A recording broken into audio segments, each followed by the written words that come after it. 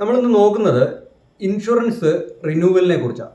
നമുക്ക് ഇൻഷുറൻസ് റിന്യൂവലിന് ഏതൊരു ഇൻഷുറൻസ് കമ്പനിയും അവരുടെ ലിങ്ക് നമുക്ക് അയച്ചു തരും. മെയിലിലോ അല്ലെങ്കിൽ ഫോണിലോ ഒക്കെ ആയിട്ട് അവരവരുടെ ലിങ്ക് അയച്ചു തരും. നമുക്ക് ആ ലിങ്കിൽ കയറിയിട്ട് നമുക്ക് പേയ്മെൻറ്റ് ചെയ്യാം. പക്ഷെ അന്നേരം ശ്രദ്ധിക്കേണ്ട ഒരു കാര്യം എന്ന് പറയുന്നത്, ഇൻഷുറൻസ് കമ്പനി ബോധപൂർവം അവിടെ ഒരു അപ്സെല്ലിങ് നടത്തും.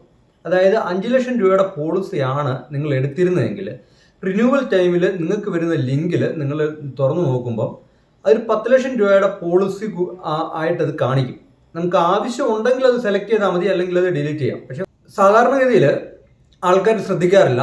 ആൾക്കാർ പെട്ടെന്ന് തന്നെ മേക്ക് പേയ്മെന്റിലോട്ട് പോകും. പേയ്മെന്റ് കഴിഞ്ഞതിന് ശേഷമായിരിക്കും അവർ ആലോചിക്കുന്നത്, കഴിഞ്ഞ വർഷം ഇത്ര എമൗണ്ട് ഇല്ലായിരുന്നല്ലോ, വലിയൊരു വ്യത്യാസം ഈ പ്രീമിയത്തിൽ വന്നല്ലോ, അത് എന്തുകൊണ്ടാണെന്ന് പിന്നെ ആയിരിക്കും അവർക്ക് മനസ്സിലാക്കുന്നത്. അപ്പോഴത്തേക്ക് പേയ്മെന്റ് കഴിഞ്ഞിരിക്കും. അതേപോലെ ഈ അപ്സെല്ലിംഗ് എന്ന് പറഞ്ഞാൽ 5 ലക്ഷത്തിന്റെ 10 ലക്ഷം ആവുന്നത് മാത്രമല്ല, ചിലപ്പോൾ ആക്സിഡന്റ് ഇൻഷുറൻസും ഒക്കെ അവരതിനകത്ത് കാണിക്കും. ഇതുകൂടെ ആഡ് ചെയ്തിട്ട് ഒരു എമൗണ്ട് ആണ് കാണിക്കുന്നത്. വേണമെങ്കിൽ സെലക്ട് ചെയ്യാം, അല്ലെങ്കിൽ നമുക്ക് അത് ഓരോന്ന് ഡിലീറ്റ് ചെയ്തിട്ട് നമുക്ക് വേണ്ടുന്നത് മാത്രമുള്ളത് നമുക്ക് ആവശ്യത്തിന് എടുക്കാം.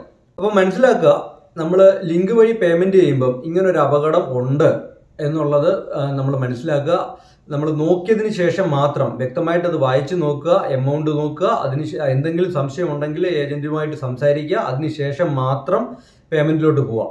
പേയ്മെന്റ് കഴിഞ്ഞതിന് ശേഷം പൈസ തിരിച്ചെടുക്കുക എന്ന് പറഞ്ഞാൽ വളരെ ബുദ്ധിമുട്ടുള്ളൊരു കാര്യമായിരിക്കാം. സ്റ്റാർ ഹെൽത്ത് ഇൻഷുറൻസ് എടുത്തതിന് ശേഷം എന്തെങ്കിലും സംശയങ്ങൾക്കോ കയ്യിലിരിക്കുന്ന പ്രൊഡക്റ്റുകൾ ഇപ്പം നമ്മൾ ചിലപ്പോൾ മറന്നുപോയിട്ടുണ്ടായിരിക്കാം, എന്തൊക്കെ ഫെസിലിറ്റീസ് ആണ് നമുക്ക് കിട്ടാനുള്ളത്, അല്ലെങ്കിൽ നമുക്ക് അപ്ഗ്രേഡ് ചെയ്യണമെങ്കിലോ അങ്ങനെയുള്ള കാര്യങ്ങൾക്കൊക്കെ ആയിട്ട് ഈ താഴെ കൊടുത്തിരിക്കുന്ന നമ്പറിൽ നിങ്ങൾക്ക് എന്നെ കോൺടാക്ട് ചെയ്യാവുന്നതാണ്.